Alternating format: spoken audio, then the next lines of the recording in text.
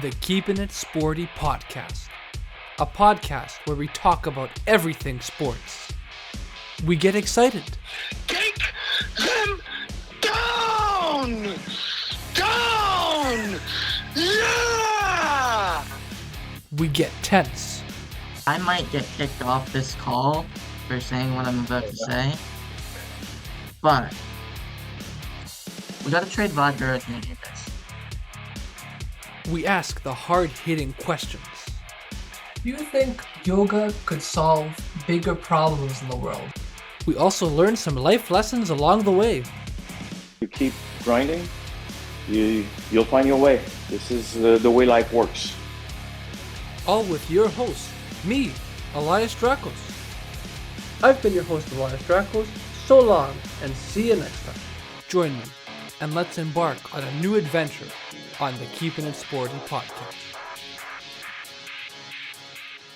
Hello, everyone. Welcome to this episode of the Keeping It Sporty podcast. You can listen to us on Spotify, Apple, or by visiting our website at keepingitsporty.com. On today's episode, I am joined by a cross-country athlete who attends Hillsdale College, which is located just outside of Michigan in the United States. I am joined today by Noah Gazmin. Welcome to the show, Noah. How's it going? I'm good. It's good to be on. Okay, that's great. So, Noah, how did you get into track and field in the first place? Why don't we start there?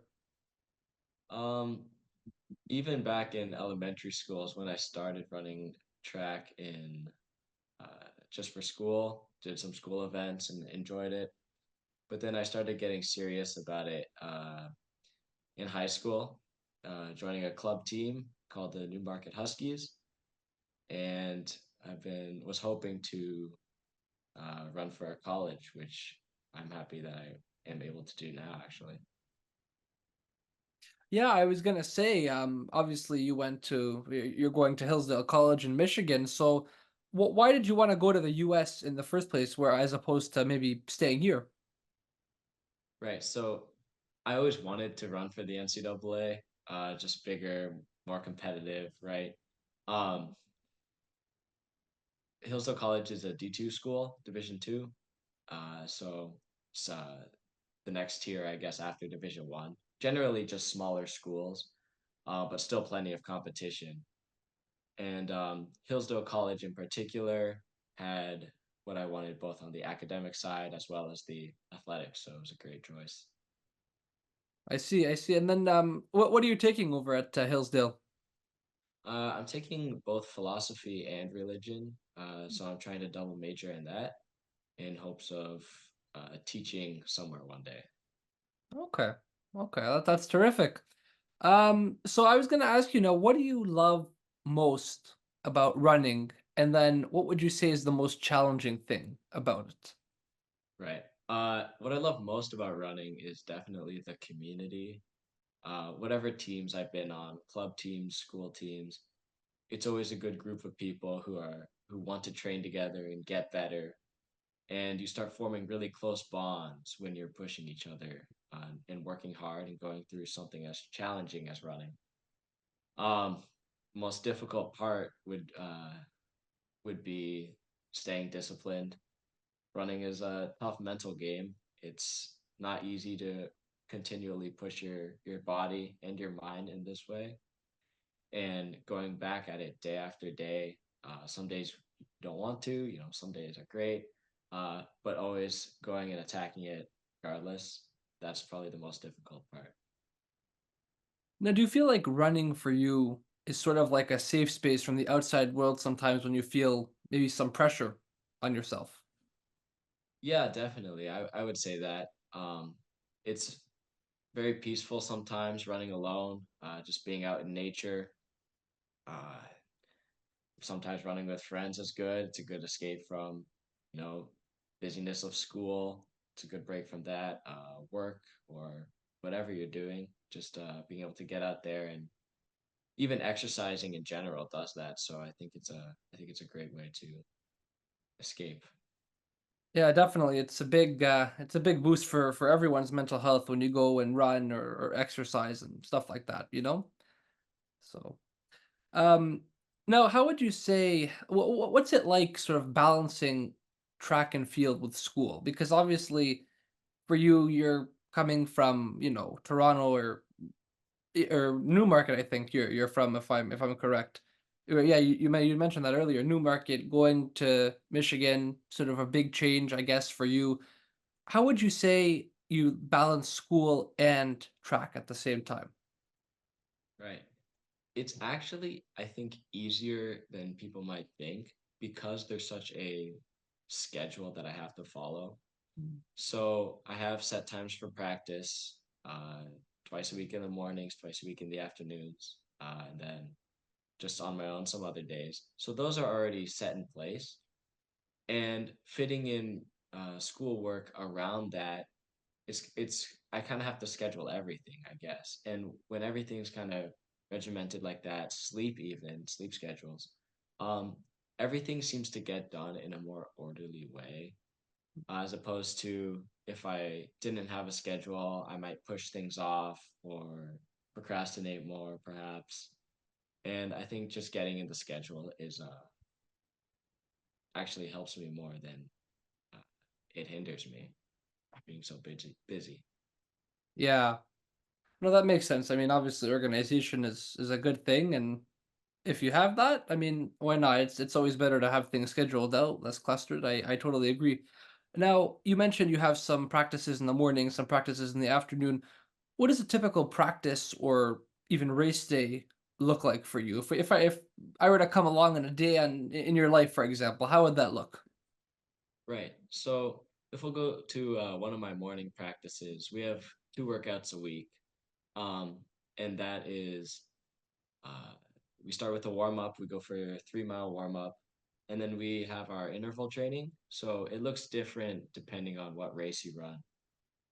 I kind of raced a few different events this year, but for an 800-meter runner, for example, we might start off with just a fast 400 to get the legs going and start feeling some lactic. Um, and then we would settle in, get some rest, and then do a few more, shorter reps, maybe 300 meters, 600 meters, uh, chill, do a couple intervals of that.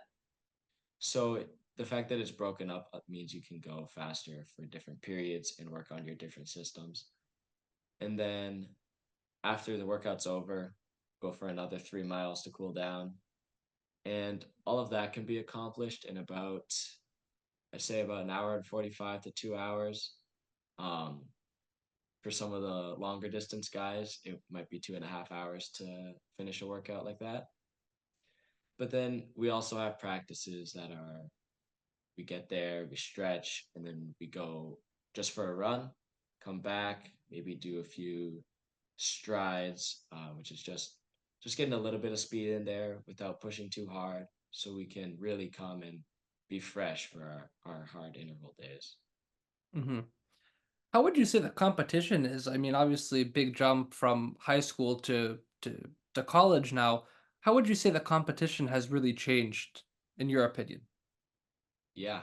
Um, I could definitely say I was a lot more competitive in high school. Just there's so many more people, and you take the top, however many uh, runners locally, and only those few go on to uh, Mhm. run in college, and then you're getting that from everywhere. So it is definitely a lot more competition than I was used to before, but I still feel like I can compete and be in the races. There's people who, of course, you have your top runners in the division who are really fast, and those people are competing for wins and so on. But there's a lot of places where you can still earn points for your team without coming in first or second, right? And that helps your team as a whole. Mhm. Now, for you, what's the ideal racing condition? I mean, I know they have indoor races, they have outdoor races. I mean, some people prefer maybe even for outside the cold, the heat. I mean, what is it for you? What do you prefer? I prefer a little chillier, maybe like 5 degrees Celsius, I'd say. Oh, that Um, cold, huh? yeah, especially for cross country, being Mm. outside, less wind. Um, But in longer races, like for example, cross country, which we run 8K, um, being colder is nice at the beginning because after over the course of almost half an hour, your body really does heat up, and overheating increases your heart rate, and being able to keep that low at the beginning of the race really changes the game. Some people like it a little warmer, but anywhere around 5 to 10 degrees Celsius is ideal, my opinion. Okay. And I guess you prefer outdoor over indoor, I guess something like that? Yeah, Mhm. outdoor, I think is a consensus is that outdoor is a lot better to race than indoor. Yeah. Indoor tracks are shorter than outdoor tracks, so more turns makes it a little bit slower. But also just being outside and breathing in the outdoor air is a lot better. Yeah. No, that makes sense. I mean, you're in nature, and it's usually better than running indoors anyway. So, a little bit of a fun part now. I mean, you're a big sports fan. We have to talk some sports here. I mean, aside from racing, I don't know what other sports do you like? I used to play hockey. Okay. Um, yeah, I used to follow it more a few years ago. I stopped playing in grade nine after my grade nine year just to focus on running. But yeah, Hmm. I played some hockey, so Okay. it's a Okay. very fun sport. So you're a Leaf fan, I presume. Actually, I'm not. No, I am a St. Louis Blues fan. Hmm. Yes.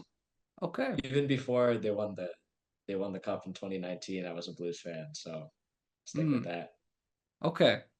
No, that's good. That's good because I'm not a Leaf fan either. I don't know if you can see here. We have this thing right here.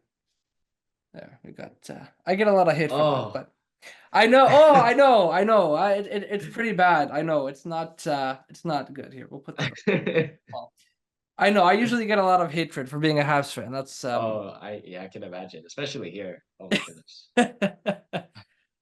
Yeah, it's really not good. But Toronto for everything else. I mean, I'll say that. Raptors and the Jays and everything else. So.